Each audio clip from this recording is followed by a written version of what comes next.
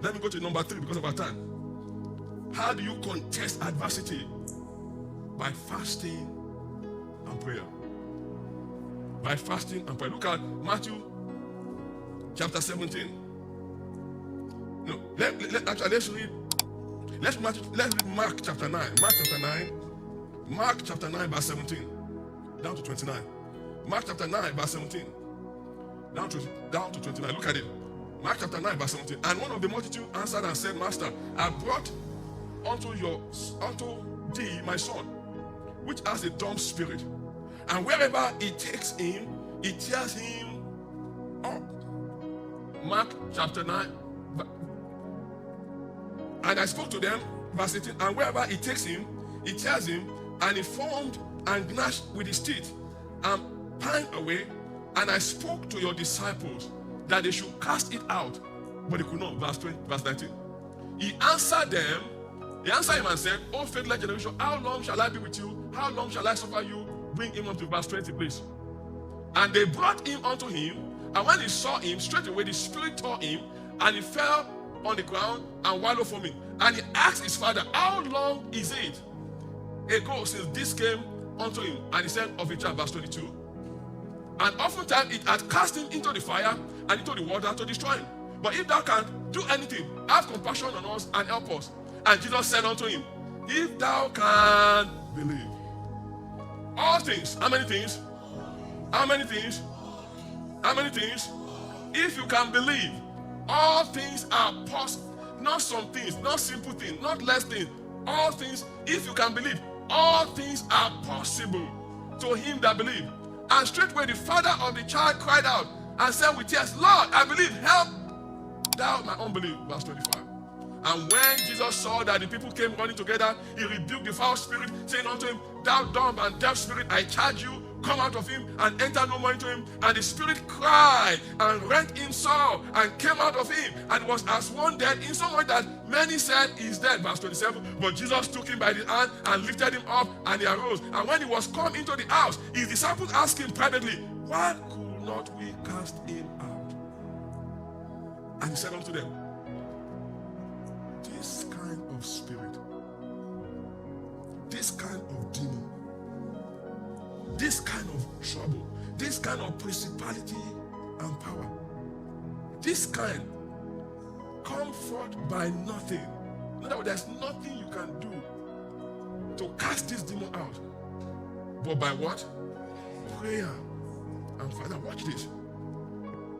The disciples of Jesus that have been with Jesus for all this time try to cast out that devil, but they already ate breakfast. Some of them about breakfast, brunch, and lunch. Their belly was full. They were believers, they were disciples, they were Jesus followers, but in this situation, they encounter a situation that only responds to fasting and prayer. There are situations in life that if you don't fast and pray, they will not change. There are many of us that don't want to fast. Why? Because fasting is abstinence from food. And Americans love food. Some of us think if we don't eat breakfast, we will die. Some of us, if we made breakfast or lunch, we started shaking. Why? I'm not eating. Some of you, you've been told that breakfast is the most important meal. But you know that it doesn't have to be in the morning. You know what breakfast is? The breaking of your fast. You can break fast at night. You hear what I just said? You can break fast in the evening. Break fast. It means when you slept all night, you are fasting, right? If you wake up in the morning and you haven't eaten, you are still fasting. If you get to 12 and you haven't eaten, you are still fasting. By 2, if you haven't eaten, you are still fasting. If you choose to eat at 3, you have just broken. Good preaching, Pastor. Thank you. Breakfast is the first meal you eat after you have not eaten for a long time. It's how you break your fast.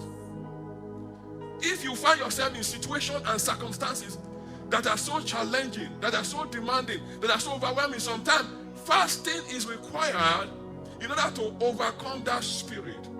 Many times the challenges we are facing are not physical, yet they are manifested in the physical, but they are triggered in the spiritual.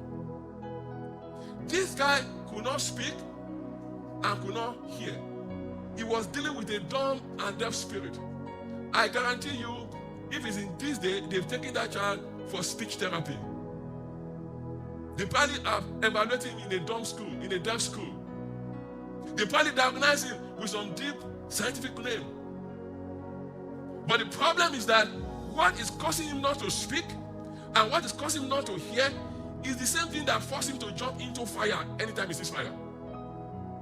If you read that story, the Bible says, whatever that thing, that spirit will force him to jump into fire. And if he sees water, that thing will force him to jump into water. That spirit wanted to kill him by fire or drown him in water.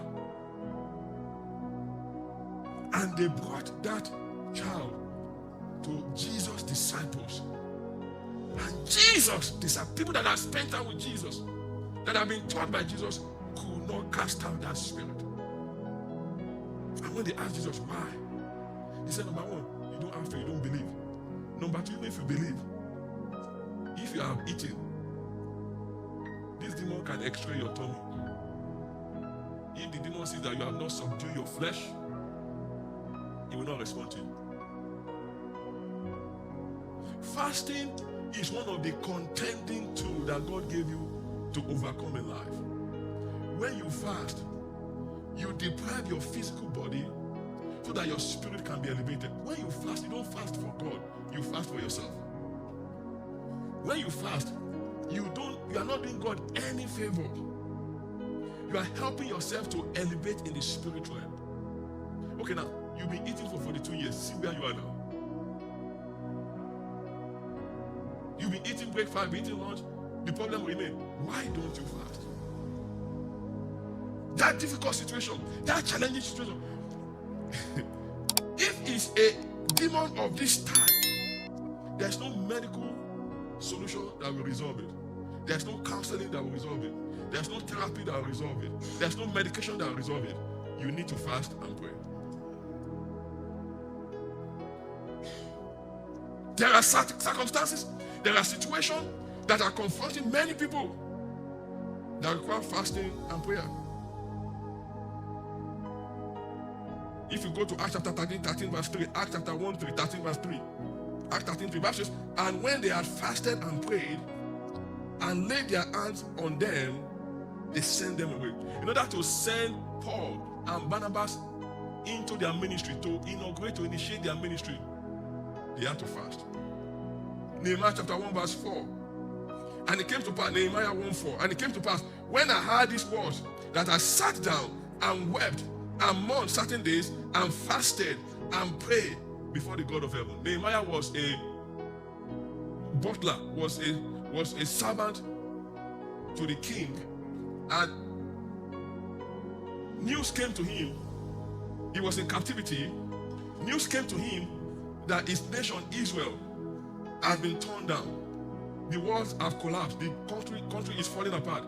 And it grieved him so much. He was so much in pain. He began to cry and then began to fast. And began to. I don't know if you have ever had news that grieved you. I don't know if you have ever had a situation that bothers you. I don't know if you have ever had something that make you feel sick and tired and very discouraged. That is what Nehemiah was experiencing. And what did he do? He began to fast and began to pray. And as he began to fast and began to pray, God began to raise up wisdom and understanding for him. He began to gain favor. By the time he went to the king, everything he asked from the king, plus what he did not ask, the king offered to him. Fasting allows you to hear God clearly. If you are struggling with addiction, fast. Many of the addictions we are faced with is the works of the flesh. And when you fast, you deny the flesh. Many of the addictions we are faced with is a demonic influence. When you fast, if it is this kind of demon that doesn't go, fasting will expel that thing. When you fast, you have to pray. Fasting is denying your body of food for a short period of time. You can fast from 12 midnight to 12 noon. You can fast from 12 midnight to 1 p.m. You can fast from 12 midnight to 2 p.m., 12 midnight to 3 p.m., 12 midnight to 5 p.m. or to 6 p.m. During this time, you set yourself aside and pray to God and ask God for answer. And present your request before God. Whatever the thing you are dealing with, this is the time you take it to God, because right now you have set a time aside, you are focused on this situation, and you are asking God to speak to you, to guide you, to give you direction, to help you know what to do. And if it's a demon situation that you are sure of, you can confront that demon by revelation and rebuke that thing and cast that thing out. As we go into fast, starting tomorrow, when you are fasting, you will be hungry. So don't act as if something is happening to you. Fasting means you are denying your body of food. Your body is used to receiving food. It's used to receiving nutrition. So when you fast, it's natural for your body to start complaining. But you have to weigh the complaint of your body against the problem you are facing. If your problem is more than your body complaint, you better fast.